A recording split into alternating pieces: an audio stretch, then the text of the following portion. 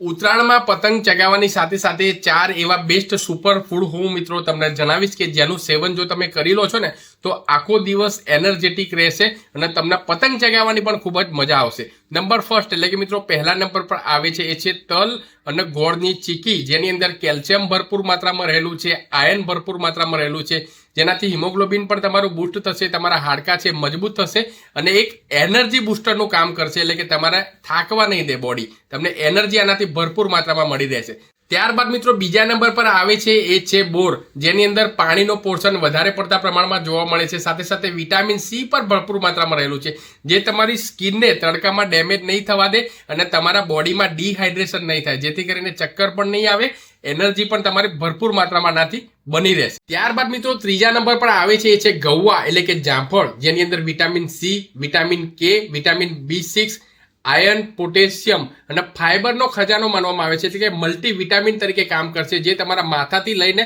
પગ સુધી તમારા બોડીને સ્વસ્થ રાખશે। એટલે કે શિયાળામાં તો ખાસ અને આ 2 દિવસ ઉત્તરાયણ અને વાસી ઉત્તરાયણ જામફળનું અચૂકથી તમે સેવન કરવાનું ભૂલતા નહીં। ચોથા નંબર પર આવે છે એ કોઈ ફળ કે ફ્રૂટ નથી, એ છે વોટર એટલે કે પાણી, એટલે કે આખા દિવસમાં તમે ભાઈ થાકો નહીં, બોડીમાં એનર્જીનો અભાવ જોવા ના મળે, એટલે કે પૂરતા પ્રમાણમાં તમારા બોડીને હાઇડ્રેટેડ રાખજો, પાણી પીજો। આપ સૌને safe Uttarayan, happy Makar Sankranti in advance, thank you.